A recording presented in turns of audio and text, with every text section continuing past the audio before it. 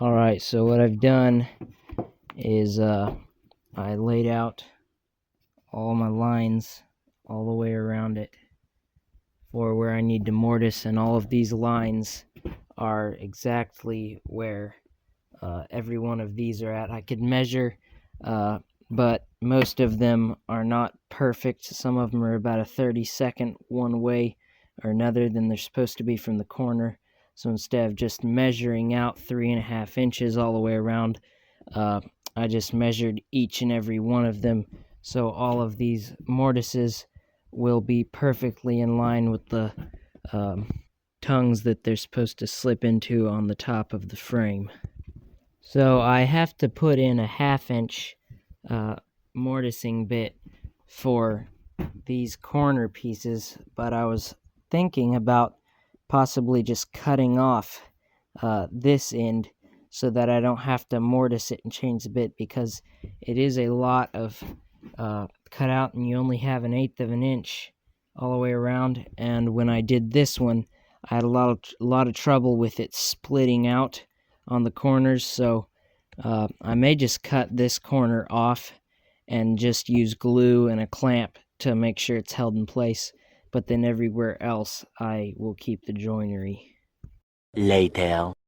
Alright, I got them all cut to length. These ones that have the dado down the panel, for this goes all the way across, so I have to cut all the way through with my mortise. Then these others I just did 1/2 inch like for them, but I decided I think I will just cut these tops off of all 4 corners. It'll just make everything a lot easier. Okay, I got them all cut off, just flat, clean. Use this to cut it with.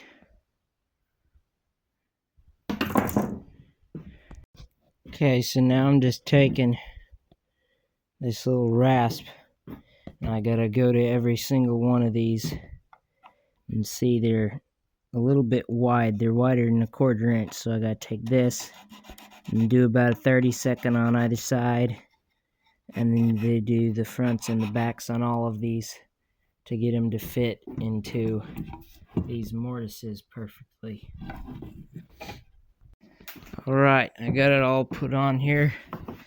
It's kind of tight. All of my joinery was about spot on, so there's a couple cracks, but you can see I got a pile of clamps. I was clamping everything down to make sure it tightens down, and with clamps all them cracks come out, but all the edges are perfect, flush all the way around. So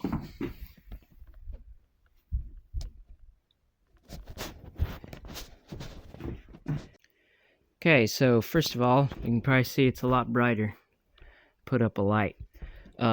So I drilled these 2 holes with the Morse machine 1/2 inch. So this one just has a pin that comes up through the bottom, and actually is what is right above this hole here. So the all thread comes through that hole, comes up to here to a square block, and when you put the nut on the end of the all thread, it pulls the all thread down, which also pulls down the square block, releasing the drawer. And on this side there's going to be a pin that comes all the way up through the top. When you push the pin down, it's connected to this end, so it will also push this down. So it's like a big arm. This is a very crude prototype I made of that. So this simulates this right here. This is the hole coming out, and this is the arm that I talked about coming out. So when you push down, it also pushes that down, which will release the drawer. So now what I'm going to do is just trace with my machinist square a line all the way up, all the way around, very precisely on where the edges of all of these base frame pieces are. That way I can get the layout for the top frame pieces, because I want them to line up perfectly with the base frame parts. Alright, just marking everything out along the front edge, getting it all perfectly crisp. And then right here I'm just marking the very top. That way I can mark 1/8 of an inch in for all the mortises And I do flip it up here so I can see it a bit better in the light because there was a bit of a shadow there.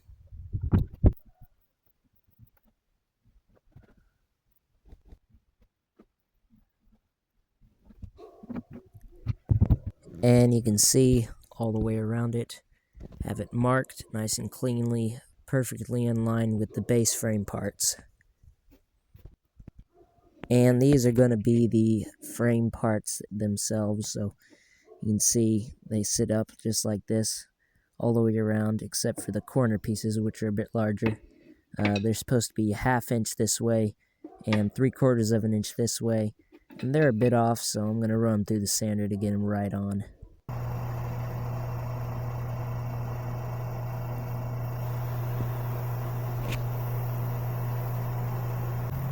You can see, just run through the sander, checking the size there to make sure they're nearly perfect when I get done sanding them. I'm going to leave them right around a 1/64 of an inch longer than what they need to be. That way I can sand down and get them slick, and I'm not actually sanding them smaller than their size afterward.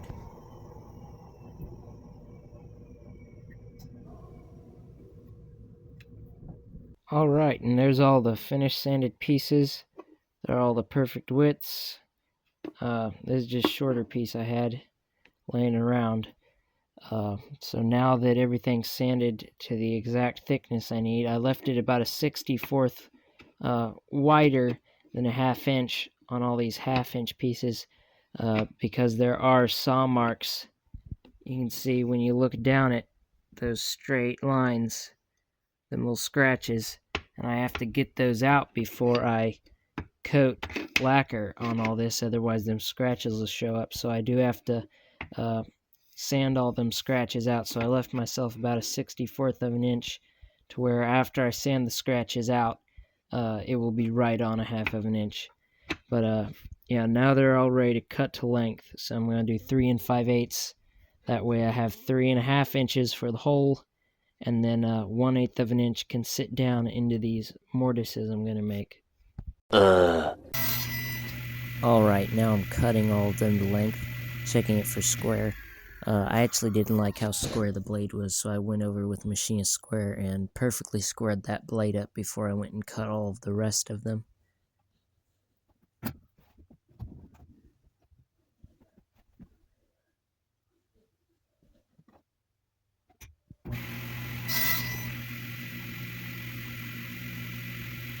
Just checking one for square before I do it, and also checking it for length to make sure it's the perfect length.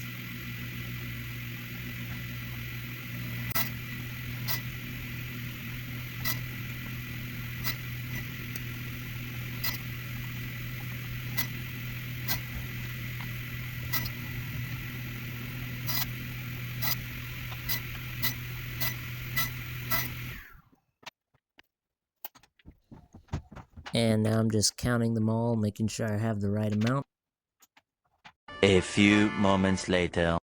Okay, so this is how it'll all look. They're obviously not jointed in or anything. I just set them up there, but kind of get an idea of how they'll all be set up.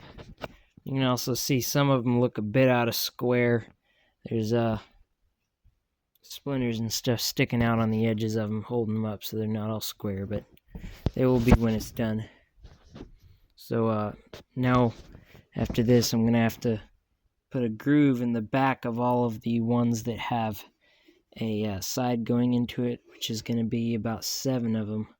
So when this side goes into it, there's gonna be a groove in this so that side can join into it.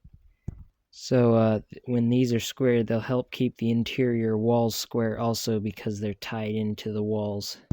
And then on every single one that doesn't have a drawer hole, I have to also cut a groove down this side so that all of the false panels can slip down in it.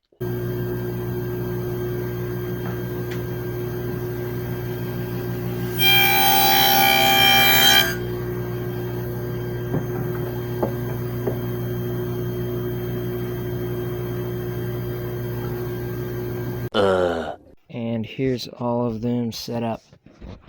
So they're all ran Now that all that's left to do is cut an 1/8 inch off of the bottom and make the 1/2 inch by 1/4 inch tongue that will slip into the mortises that I'm going to drill. And then all these will be ready and I can just glue them in. And then when they're glued in, I can start working on the interior walls. But you see all these slots here are for these false panels that don't have any drawers behind them, so that them panels can just slip right in after I cut them to size. And I don't have to worry about there being any cracks on any edges because they're actually inset into the frame pieces. And then everywhere that there is going to be a drawer, I did not cut any of these slots. This one looks really cool here. Corner piece where it has false panels on both sides. 1 hour later. Alright, so I got them all cut, every one of them. Say a 1/4 by 1/2 on these long ones, and then these little ones are just 1/4 by 1/4. So how I did this, I just have the blade on the sled sitting up 1/8 inch, and then for these I did 3/16 inch deep blade, and then on them I did 1/8 inch. That way the 3/4 by 3/4 corner blocks could have a 3/8 inch middle block. So this just goes in here tightly up against my little stop here. Hold it down and push it through, and that's blade set to where it's only cutting an 1/8 inch in also. So I just ran all 4 sides on that like that with the sled, and that's how I did them. Now all I have left to do is drilling the mortises all the way around. Tomorrow. Okay, so it's been about a day since I videoed anything because I kind of just got into working on stuff, and I can work a lot quicker when I'm not trying to video. So this is the base part. I've got it taped all these grooves so I didn't get lacquer in it, and you can see I sprayed it. I've got 2 coats sand and sealer right now, and I got to put 1 more coat of lacquer, but I got both sides coated. And then as you can see, I got this pile of boards here. These I veneered the bubble maple to one side because none of the interior walls seem more than one. So all these walls, like this one's for this side, and then all these will be dadoed to where they got a tongue that'll fit in that groove. But all these are the sides for the interior. So them are the walls.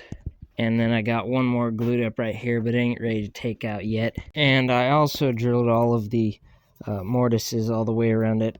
You can't see it because I've got it covered with the tape, but I did get all of them drilled, and so it's ready now for all of my frame pieces to be attached. But I had to coat this first because once these get attached, I don't want any lacquer getting on these, and it would have been difficult to tape all the way around every one of these. So I had to spray this first, and then after I get the coat of lacquer on this, I will then glue all of these in. And then after that, I can start getting all the walls cut for the joinery for them to all fit together.